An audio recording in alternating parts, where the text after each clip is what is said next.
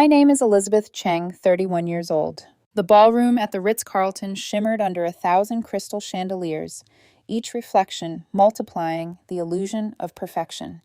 Laughter rippled through the air, polished, practiced, and hollow. Everyone was celebrating my cousin Emma's wedding, the grandest event our family had ever staged. And there I was, standing near the marble bar in a simple navy dress that looked painfully modest beside the sea of couture. My family thrived on appearances, the right careers, the right houses, the right kind of conversations. They wore a reputation like armor. I, on the other hand, had become the flaw in their perfection, the daughter who'd walked away from a prestigious consulting job to play with computers.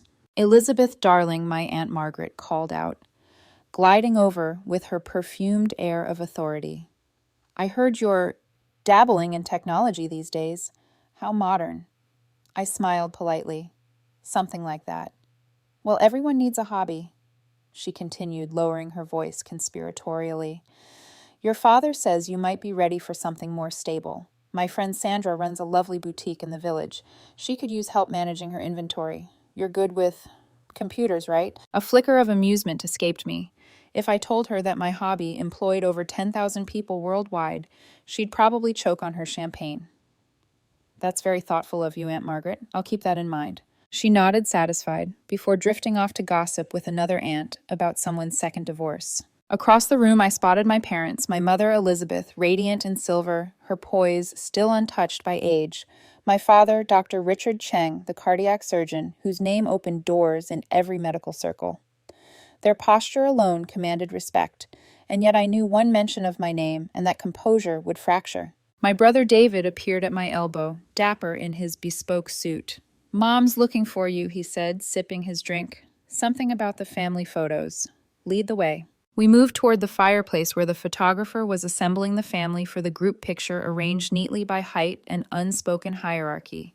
Emma stood at the center, her Vera Wang gown catching the light like a crown. Her parents, my Uncle Thomas and Aunt Patricia, flanked her with pride. "Elizabeth, dear," the photographer called, "could you move?" "Yes, to the back, behind Michael." "Of course." I slipped into the background as I always did.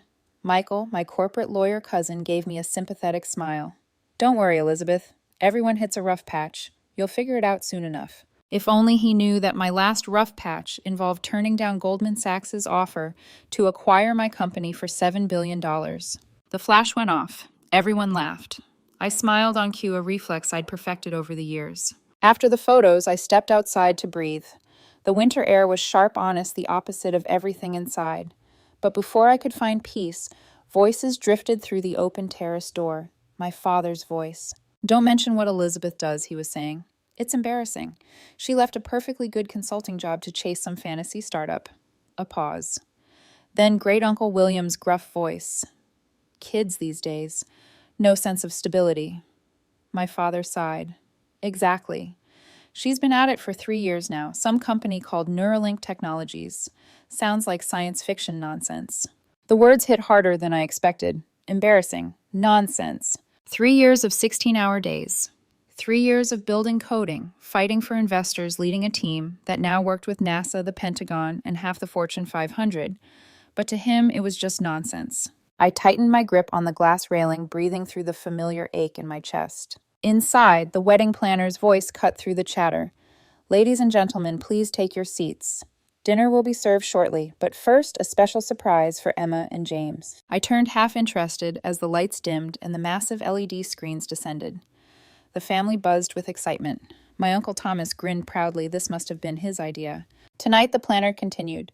"We'll be watching the big game, the Super Bowl, right here in the ballroom." A cheer went up, guests clapped, champagne flutes sparkled, and I felt a strange twist in my stomach, a mixture of dread and anticipation, because I knew what was coming next. The very next commercial break would change everything. As the first football play unfolded on screen, my reflection flickered across the glass wall. Beside me, small and visible. But soon the entire room would see me differently. They would finally see me. And none of them, not my father, not Aunt Margaret, not Emma, in her designer gown, would ever look at me the same way again. The ballroom dimmed until the chandeliers became a sea of soft constellations. Guests leaned forward, their laughter subsiding into the rustle of silk and glass. On the giant LED screens, the football commentary cut to a commercial break, and the room collectively exhaled. Then it happened. A soft, futuristic tone hummed through the speakers, followed by a sleek visual, a woman in a lab coat turning toward the camera. Her voice calm, confident, precise. What if your phone could think? What if your car could learn? What if artificial intelligence could heal, protect, and connect humanity? The camera pulled back to reveal the logo, Neuralink Technologies. And then me. My face filled the screens. Not the quiet, forgettable woman in a department store dress at table 7. No, the CEO version of me. The version with certainty in her eyes and a billion-dollar mission behind her words. I'm Elizabeth Cheng, founder and CEO of Neuralink Technologies, my recorded voice said. For the past 5 years, my team and I have been building the future of human-AI collaboration.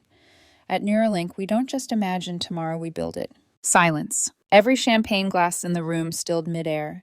My father's face froze, the blood draining from it. My mother blinked, unable to process. Emma's groom let out a low, stunned holy. The commercial continued, cities illuminated by smart infrastructure doctors, diagnosing diseases with AI precision satellites predicting climate disasters. My voice carried through the grandeur of the ballroom like an anthem of quiet triumph. Across the tables, whispers began, first a ripple, then a current. Wait, that's Elizabeth. Did she just say founder, Neuralink? Isn't that the company partnering with NASA? Didn't Forbes list her last month? My father's hand trembled against his glass. Elizabeth, he whispered to my mother. Is that... It can't be, she stammered. She said she was working on a small tech startup. The commercial ended with the image of me standing on the rooftop of our headquarters in Palo Alto, wind in my hair, the skyline behind me. Neuralink Technologies, intelligence redefined. Then silence. Even the orchestra forgot to resume. 300 faces turned toward me at once, eyes wide, jaws slack. I might as well have been a ghost come to life. For a long, breathless moment, no one spoke. Then my cousin Michael, the same one who'd just offered his sympathy, broke the spell. Wait, he stuttered. That's you. I smiled, calm and deliberate. It is. You're the founder, Aunt Margaret blurted. As in, the owner. Yes, I said, among other things. Her phone was already out, fingers trembling as she Googled. Forbes says you're... She stopped mid-sentence, eyes wide. You're worth $12 billion. I sipped my champagne, roughly. Market conditions fluctuate. Gasps rippled across the table. Even the waitstaff had paused, pretending to refill glasses just to hear more. Uncle William muttered, Didn't I say Neuralink stock was promising? We bought 100 shares at $12 each. It's $847 now, I interjected lightly. Congratulations, Uncle. That's about $85,000. A single nervous laugh escaped someone quickly swallowed by silence. My father's voice finally broke through, low and shaking. You said it was a small company, a phase. I never said small, I corrected softly. You assumed that. Every word landed like a scalpel, controlled precise cutting through years of dismissal. My mother's eyes glistened. Elizabeth, why didn't you tell us I met her gaze? Tell you what? That I was successful. When exactly was I supposed to do that during the lectures about getting a real job? Or at the dinners, where you introduced me as your daughter, who was finding herself? Across the ballroom, Emma's wedding planner stood frozen microphone still in hand. Should we, continue dinner service? She asked timidly. But no one answered. Emma rose, her gown rustling. Elizabeth, she said, voice trembling with something between awe and envy. This is incredible. Thank you, I said simply. The words were calm, but my heartbeat wasn't. Inside, years of buried humiliation were unraveling thread by thread. My father stumbled forward, his voice cracking. Elizabeth, I didn't know. You thought you understood everything worth knowing, I interrupted, not cruelly, just tired. But you never asked. He faltered, shame washing over him. For the first time in my life, my father, the unflinching surgeon, had no words. Then I checked my phone. A single vibration conference call with Tokyo office in 45 minutes. Timing, it seemed, had a sense of irony. I have to leave soon, I said, setting down my glass. But I want you all to remember something. The person you ignored for years hasn't changed in the last 60 seconds. Only your perception of her has. I picked up my small clutch and turned toward the exit. Elizabeth, my father called after me, desperation cracking through his pride. Wait, please. I looked back. We'll talk, Dad, but next time it'll have to be a real conversation, not an autopsy of my life choices. As I walked toward the door, the crowd parted silently, eyes following. Somewhere behind me, the announcer's voice from the football game played faintly over the speakers, and that was one of the most talked about commercials of the night. The irony made me smile. Because tonight wasn't just Emma's wedding. It was my quiet, poetic reckoning. The family embarrassment had just become the legend they couldn't stop watching. The ballroom never truly recovered after that commercial. Even as the music resumed, the laughter felt brittle, forced. People weren't clinking glasses anymore. They were whispering my name like it had just been discovered. I made it halfway toward the exit before Emma caught my arm. Elizabeth Waite. She still had that bridal glow, but beneath it, her eyes were wild with curiosity. You can't just leave now. You hijacked my wedding. I gave her a rueful smile. That wasn't my intention. Oh, please, she said, lowering her voice. You timed that commercial on purpose, didn't you? Her words hung in the air like a dare. I hesitated. Should I tell her the truth? That I'd personally approved the marketing schedule 6 months ago, the same week the wedding invitation arrived. That when I saw the date aligned perfectly with our Super Bowl ad slot, I didn't change a thing. Let's just say I replied quietly. I trusted the universe's sense of timing. Emma stared at me, 1,000 emotions warring behind her eyes. Shock, admiration, maybe a little envy. You know, she said finally, this is going to be the only thing anyone remembers about tonight. I looked toward the ballroom where my father now stood in the center of a small, stunned crowd. Colleagues, relatives, and old friends asking polite but loaded questions. I think that's already true. We both turned as my mother approached, her posture perfect, but her voice trembling. Elizabeth, please.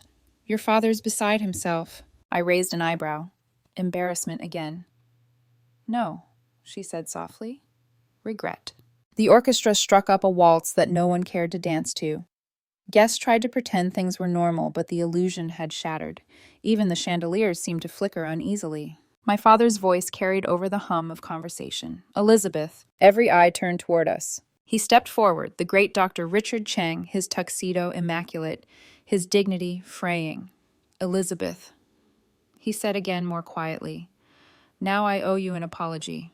The crowd hushed. I could have walked away. It would have been easier. But something in his face, raw, pleading, kept me rooted. An apology, I repeated. For what exactly?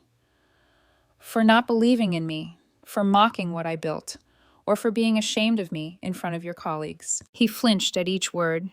My mother touched his arm as if to steady him. I was wrong, he said simply. All of it. I thought I was protecting you from disappointment, but it turns out I was just protecting myself from seeing how much I misunderstood you. The honesty in his tone was disarming. For a brief moment, the walls I'd built around myself cracked. But years of humiliation don't vanish with one confession. Dad, I said, my voice steady. You didn't just misunderstand me. You erased me. Every time you told someone I was between jobs, every time you laughed at my computer phase, you made it clear that your pride had conditions. He looked at me as if seeing his daughter for the first time. You're right, he whispered, and I can't undo that, but I want to start making it right. Behind him, Uncle William fumbled with his phone. She's on the news, he muttered. CNN's calling you the AI queen of Silicon Valley. The crowd murmured, impressed. Cameras flashed. My father turned, frustration flashing through his grief. Could everyone give us a moment, please? No one moved. The entire ballroom seemed glued to the unfolding drama. This isn't for them, I said, glancing around. It never was. You wanted to raise a perfect family. But perfection's just a prettier word for control.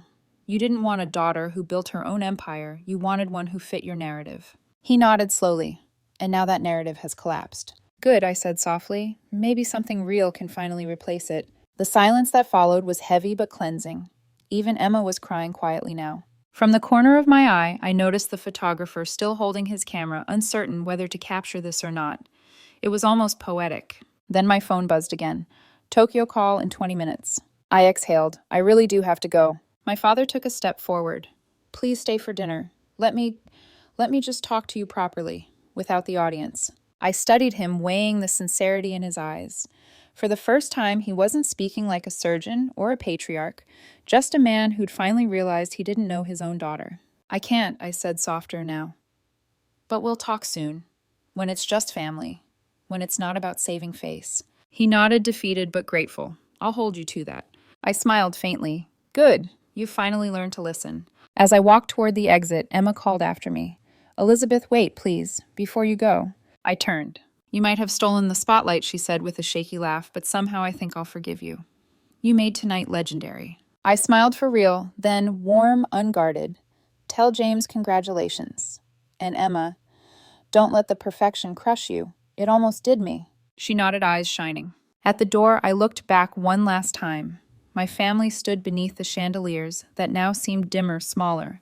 My father's hand was on my mother's shoulder. For once, they weren't performing. They were just people flawed, uncertain, and human. Outside, the night air wrapped around me like freedom. My driver opened the car door. Airport, Miss Cheng. Yes, I said, slipping in. And Marcus? Yes, ma'am. Turn on the post-game show. I want to hear if they're talking about the commercial. He smiled in the rearview mirror, already on it. The commentator's voice filled the car as the hotel disappeared behind us. And that Neuralink Technologies ad, wow. Possibly the most impactful moment of the Super Bowl. Stocks are already spiking after hours. I leaned back, watching the city lights blur past. My reflection in the glass looked calm, composed, powerful, yet underneath a flicker of something tender remained. Revenge wasn't the point anymore. Recognition was. And tonight the world had finally recognized me. 3 weeks later, the world still hadn't stopped talking about that night. What had begun as a wedding sideshow had turned into a cultural phenomenon. Every magazine headline carried my name. Time, the billionaire who outsmarted her own family. Forbes, from family embarrassment to AI visionary. Even my old university professors had reached out claiming they'd always seen potential. Neuralink Tower gleamed above the San Francisco skyline, 42 floors of glass innovation and restless ambition. I stood in my office watching the sunrise pour molten gold across the city and wondered if my father had seen it too. He had called, twice, left voicemails full of long pauses and unsaid words. My mother had sent flowers with a note written in her graceful script.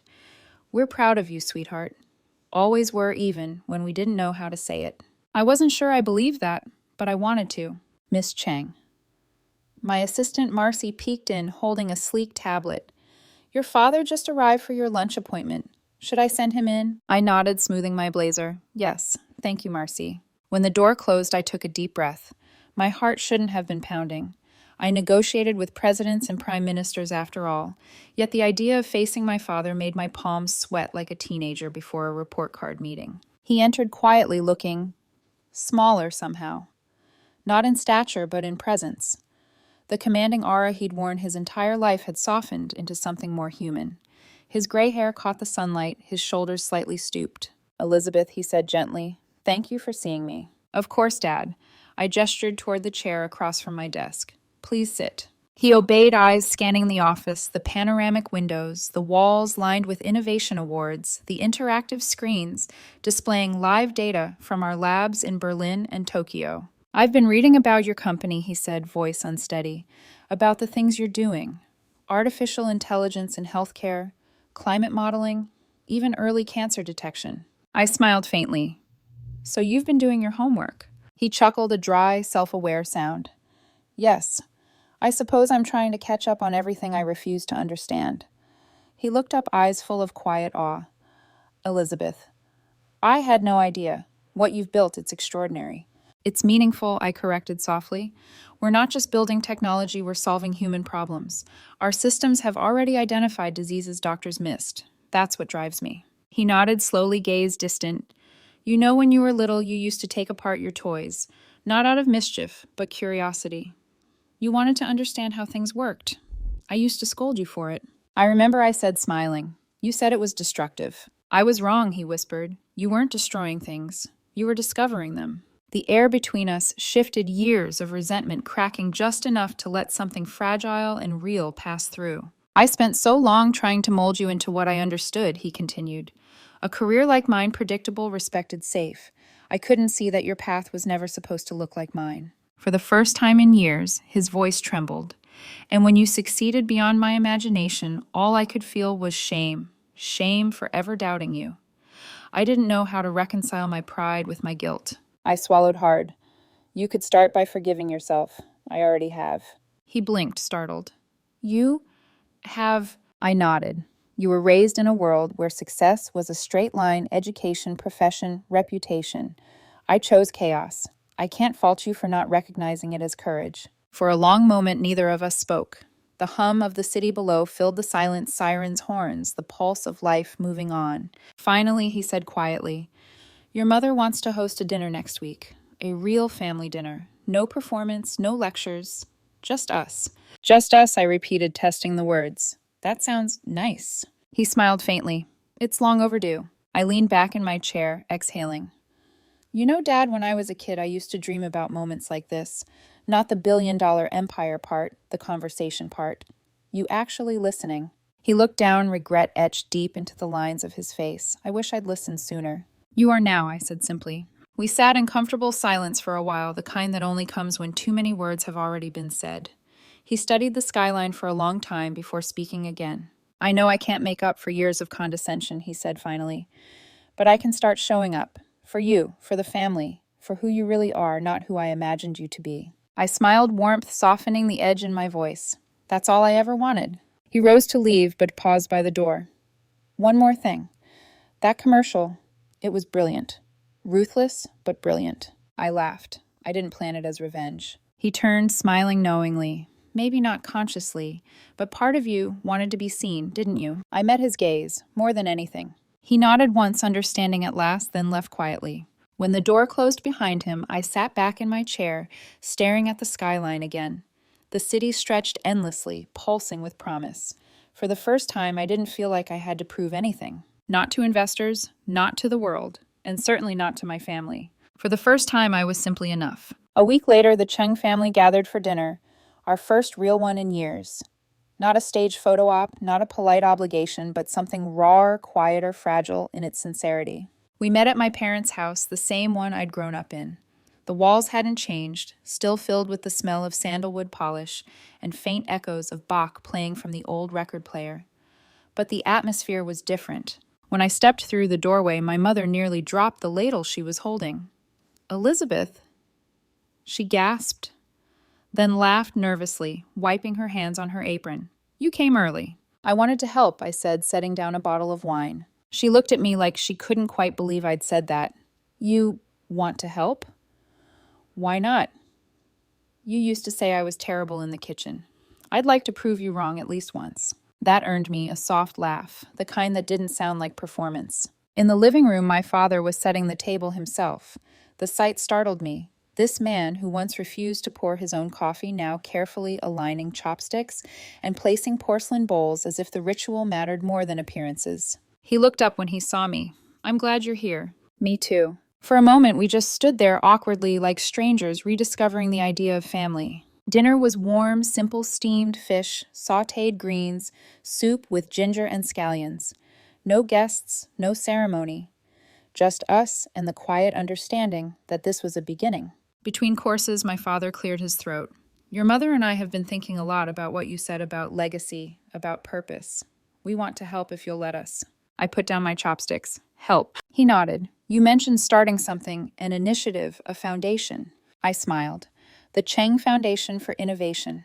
Its mission is to fund STEM education and entrepreneurship training for underprivileged students, especially young women who don't get the same chances I did. My mother's eyes softened. That's beautiful. I turned my tablet toward them, showing the preliminary plans, the logo, the proposal, the pilot programs already underway in Vietnam and Kenya. I want it to be a family effort. Not for the media, not for reputation, just for meaning. My father leaned closer, scanning the page. You want to give them resources, mentorship, infrastructure, and hope, I added, because no one should be dismissed for dreaming differently. My mother reached for my hand. Elizabeth, I'd like to help with administration. I've worked with local charities for years, managing budgets, volunteers, donors. That's perfect, I interrupted, smiling. You'd be invaluable. And your father, she said, glancing at him, could advise on the medical side of things. He's still on half a dozen hospital boards. He looked at me cautiously. Would you really want me involved after everything? Yes, I said simply, because forgiveness means participation, not distance. He sat back, clearly moved. Then I'd be honored. For a while, no one spoke. The air was full of possibility. Later, as we moved to the living room for tea, I found myself staring at an old photo on the mantel my college graduation day. I was smiling in my cap and gown, eyes bright with certainty. Beside me, my parents looked uneasy, as if uncertain whether pride was appropriate. I picked it up, tracing the glass with my thumb. "I used to keep this photo on my desk," I said softly. "Not as inspiration, as motivation. To remind myself what I was proving." My father joined me, studying the picture. "You shouldn't have had to prove anything," he murmured. "But I did," I said. "Back then, your approval was my definition of success." And now he asked. "Now," I said, smiling, "success means impact. How many lives I can change before I'm gone." He nodded, eyes glistening. "Then I think you've already succeeded." I placed the photo back on the mantel, but not in its old spot. I moved it beside a new frame, one taken just last week. It was the three of us together in my office at Neuralink Tower.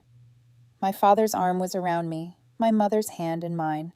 The old distance gone. "This one," I said, "feels like the real beginning." As I poured tea, my mother glanced up. "Elizabeth, I have to ask, that commercial, was it really a coincidence?" I hesitated, then chuckled. "Let's just say, timing has always been my secret weapon." They laughed, a sound that filled the room with something I hadn't felt in years' ease. Later that night, after they'd gone to bed, I lingered on the balcony. The city glittered below a constellation of lives, each burning with its own purpose. I thought about the girls who would soon receive our foundation's scholarships, about the future innovators who might be sitting somewhere right now being told their dreams were foolish. I wanted them to hear a different message. That failure isn't final. That silence doesn't mean invisibility. That one day the world might turn and realize it's been underestimating you all along. I smiled to myself. For the first time, the victory didn't feel like revenge. It felt like peace. The following month moved like a blur of meetings, interviews, and launches. The Cheng Foundation for Innovation was officially unveiled, drawing international attention. Cameras, flash microphones crowded in, and for once my parents stood beside me, not as spectators, but as partners. When the ceremony ended, I looked over at my father as he spoke to a group of young engineers. His voice, once rigid and authoritative, now carried warmth. "Don't let anyone tell you your dreams are unrealistic," he said, quoting words I'd once whispered through tears after a family dinner. "Sometimes the unrealistic ones are the only dreams worth chasing." It took everything in me not to cry on that stage. That night, back in my penthouse, I stood by the window with a cup of tea, staring at the city. San Francisco glittered like a motherboard, alive, electric, infinite. I thought of the girl who'd once been asked to stand at the back of a family photo so her failure wouldn't show. That same girl now led one of the most influential companies in the world and was building pathways for others to rise. My phone buzzed. A message from Emma. "Emma, you're on the cover of Time again. Dad's already framed it for his office. You've officially dethroned me as the family's favorite success story." I smiled, typing back. "Me, don't worry, cousin. There's room for both of us. Just remember the spotlight burns brightest when you share it." She replied with a heart emoji. Simple, genuine. I set the phone down and walked to my desk where two framed photos sat side by side.